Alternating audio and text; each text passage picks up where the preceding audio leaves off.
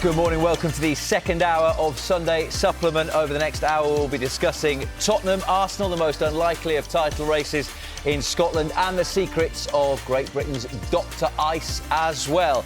With us this morning still the broadcaster and commentator Jackie Oatley, the Sunday Times chief football correspondent Jonathan Northcroft, and ESPN football journalist Julien Laronde. Let's have a look into the second hour of the show. We will start with Tottenham Hotspur, who sacked Thomas Frank a little bit earlier this week, and Igor Tudor is the man to take over for the remaining 12 games of this Premier League season. We'll come to you first, Jules, given that you've finished turning your nose up at the quality of the pastries. It's so famous over so many years, but a Frenchman not impressed. This is what is there on the back of The Sun this morning. Tottenham confirmed Igor Tudor as their interim boss as club chiefs took a swipe at sacked Thomas Frank. Martin Lipton has in his piece. Part of that statement says his mandate is straightforward: bring intensity, organisation and a competitive edge to the squad at a decisive stage of the campaign. Was it the right decision, firstly then, Jules, to get rid of Thomas Frank and replace him? Yeah, for me it was. It was probably 2 months too late, because I think it was pretty obvious from very early on in the season that Thomas Frank was out of his depth and at Spurs, and that he never really made a step up from Brentford to Tottenham, with everything that moving to a bigger club involves, really, in terms of the pressure, the expectation, what you expect from your players, from the fans, and more importantly, probably what the players expect from you as a Spurs manager compared to Brentford players would expect as a Brentford coach. And I don't think he just ever had that. And I think what I like in Martin Lipton's piece is that if you want the complete extreme to Thomas Frank in terms of not so much what a success or trophies won, but in terms of organisation, structure, intensity and discipline, more importantly, and authority, that's Igor Tudor for you. They're going to work harder, that's for sure. It's going to be the rules. If you don't follow the rules, then you're out. Whereas for Thomas Frank, it was a little bit more of like, hey, everybody's the freedom, right? And that was the problem with that dressing room. For me, Thomas Frank never had the authority to drive that dressing room forward, which Igor Tudor will have. Are Spurs in a relegation battle? Well, I guess they are in theory because of the direction of travel. I mean, the stat that really stands out for me is the fact they've won one home game in the Premier League since the opening day of the season when they beat Burnley. That is truly extraordinary. So it's a real shame it didn't work out for Thomas Frank. I think all the reports that we read at the start of the season about the change of culture, and it was also positive about what he was doing off the field. And it was just a combination of factors, wasn't it, in terms of injuries. And ultimately, he didn't look comfortable in the job. He didn't look comfortable in front of the media, which he always had been previously at Brentford. And it just makes me laugh in reference to what you're saying just now about a different type of manager they brought in. It's a bit like, you know, when we go from an ex-boyfriend or partner to the new one, you might go for somebody who's completely opposite to your previous one. I mean, my ex-fiancé is completely different to my husband. And slightly extreme version, but but that's kind of what football clubs do so often. I thought it's a slightly pointed kind of press release, really. It was a little unkind towards Thomas Frank. I think it was pointed in the sense they really wanted to reach out to the supporters and say, hey, this is what we need now, we recognise it and we're going to get it. But maybe they didn't need to have the dig at Thomas Frank, which is effectively what they did. They did.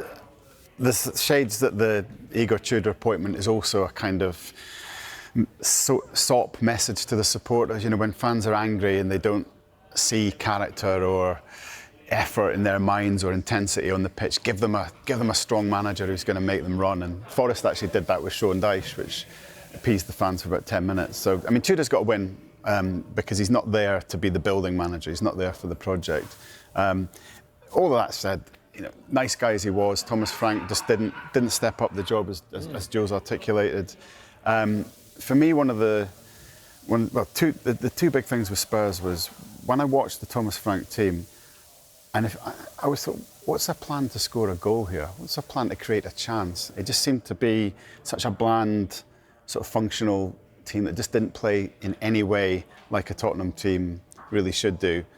And then it was his comms, you know, he always spoke about the long term. He always spoke as if, you know, patience will solve everything and stick with me, because in 6 years' time, we're going to build something. And again, that's not the reality of being at a big club. So Tudor's a complete lurch away from that short-term appointment, boyfriend till the end of the season, as it were.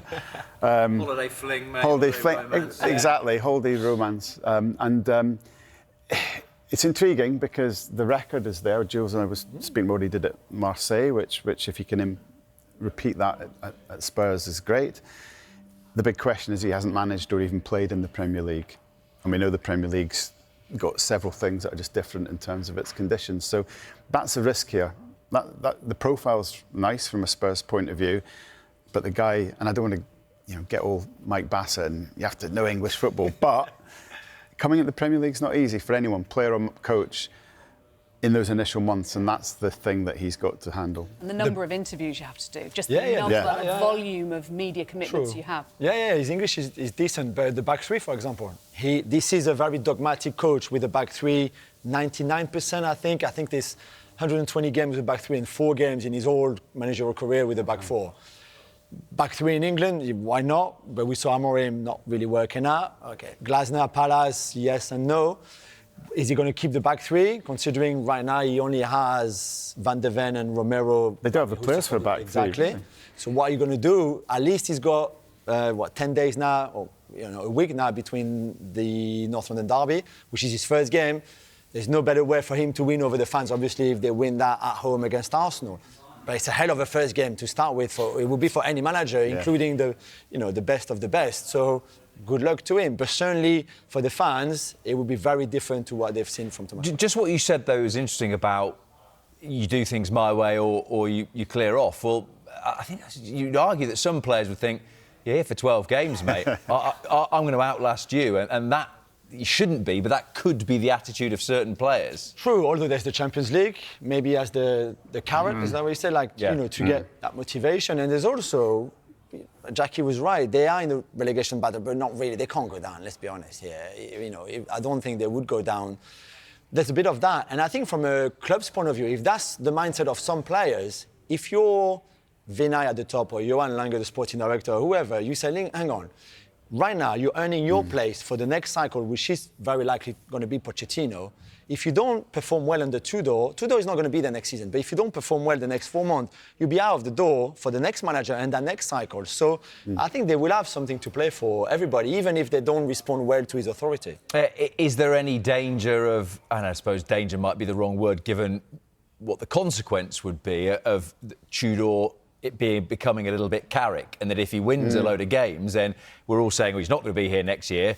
If he wins 7 out of 12 Premier League games and they get to the semi-finals of the Champions League, maybe he will be here next year. Yeah, and his track record, I think 8 of his 11 jobs have been taking over in the middle of the season, and then in all of those jobs he hasn't lasted when he's stayed in the next season, if he's made it.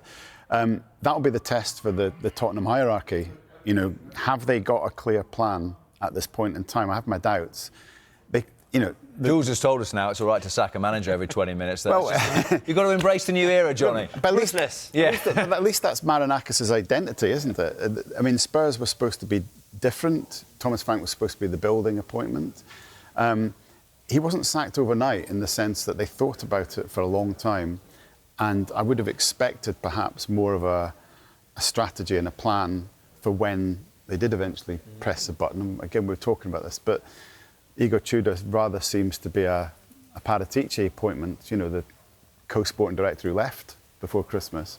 So they seem to have gone back to something that was recommended by a guy that's no longer at the club. I might be wrong. No, it is. But for Spurs, the Champions League is another part of this that blows my mind. They're in the last 16 of the Champions League. They've got a chance. I'm not saying they've got a chance of winning it, but you've got a chance of doing something. And for me, a permanent appointment, a ready-made answer for when Thomas Frank went, and something that would give them a chance in that competition would have made more sense to me. This just seems short-term, might work, might keep them up, but they shouldn't be in this position. It's like Croatian Big Sam, but without the Premier League experience, isn't he? Croatian Big Sam, wow. I just want to come to reference one of Tottenham's former managers. Harry Redknapp also has a piece today where he talks about how he turned things around at Spurs. He said, the first thing I did was lift the spirits of Luka Modric and Gareth Bale. Sadly, there is not Luka Modric and Gareth Bale to work with this time around. Let's talk about another former Spurs manager and also continue your theme for the morning of Jackie of bringing our relationship history into deciding on football managers. Is there a danger that Mauricio Pochettino is like the ex-partner that you have who you always remember it being so brilliant, but maybe it wouldn't be if you got back together? You just feel the whole vibe around Spurs and Spurs fans has been unfinished business with Poch. He's not loved in the United States the way he is still at Tottenham. And yes, he didn't have that experience of lifting a major trophy, although he came incredibly close with that Champions League final. And it's the way supporters feel about a manager that can count for so much. He has, of course, gone away and got so much more experience since then, trophy-winning experience. And in the United States, I was checking in with a lot of colleagues because I work out there, and they're talking about how they're just not judging him till the World Cup. It's all on the World Cup. And then he's got a hugely intensive summer coming. The pressure on him to deliver in what is an enormous country, an enormous tournament with so many more teams as well, they have to perform. That if they do then recruit Pochettino, what kind of state is he going to be in for the start of next summer? He's going to be absolutely... And when does he get to Spurs for pre-season, more to the point? Well, he's going to be exhausted. And we forget about this. We think the manager can finish there and then start the next day there. He's going to be so drained. We've all talked to managers at the end of major tournaments, up close and personal, even in the bar afterwards. They are completely... Speak for yourself, Jack. Well, they are completely shot, and have to drag themselves off the floor to recover. So, yes, can see him going there. But I do worry about the lack of gap and going straight from one intense job to another. The other point about Pochettino and the success he had first time round at Tottenham is probably had prime Harry Kane, although Harry Kane's prime has been about a decade. Prime Son, Alderweireld, Jan Vertonghen, Dele Alli, Hugo Lloris probably at his best too.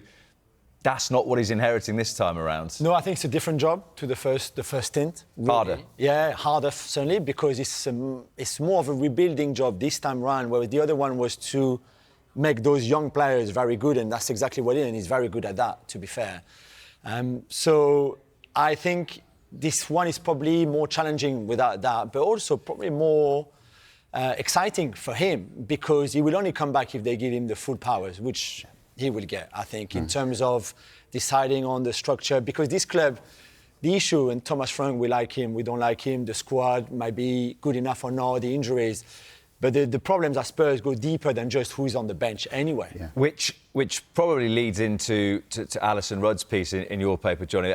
The most desirable, hireable coach in the world right now, it has to be Thomas Frank, which begs the question, is the issue at Tottenham not the manager? Clearly, in Ali's thoughts, that is very much the case, and that there are issues above that mean that the manager in different ways has a hand tied behind his back, maybe. Yeah, I mean, it's a beautifully written piece as you get with Ali. I'm not sure if Thomas Frank's the most desirable manager in world football at the moment, but I do get the point that you got to look outside just what he did and think of what happened to Ange over a 2-year period and think of what's happened over the longer period, Conte and Mourinho, and the short-lived Nuno appointment. You know, it's a club that since Poch has been wondering who it is, what it should be aiming for, and you know, Ange chose this week to break his silence on